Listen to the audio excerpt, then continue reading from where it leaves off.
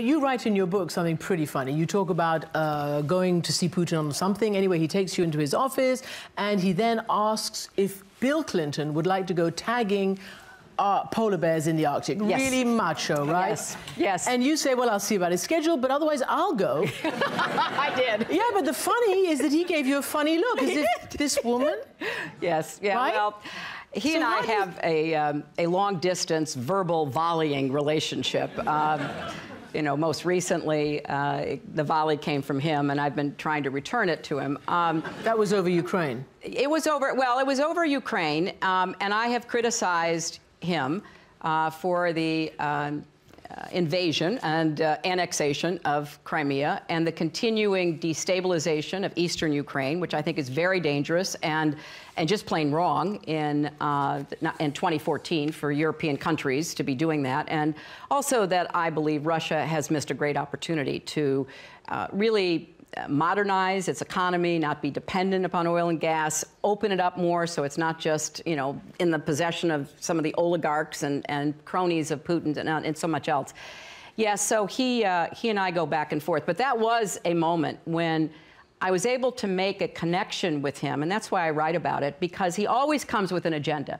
And if you ever see him on TV or in pictures, you know, he sits, you know, very kind of in a very aggressive way, and just listens and sort of stares at you. And he never really agrees or has anything like a back and forth conversation. It's very dismissive.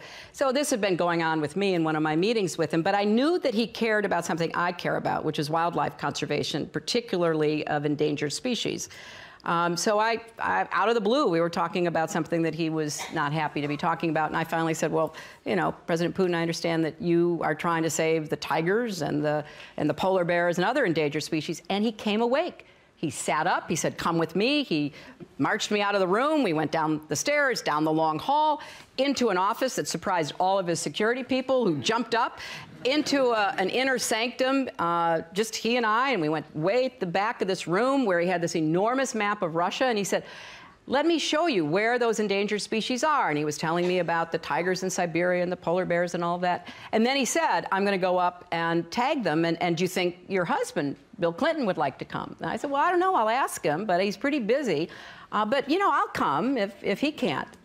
It was not reciprocated. Yeah, but that's my point. If you were president and a woman, it would be weird to deal with him, do you think?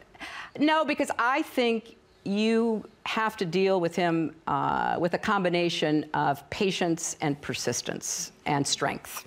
And therefore,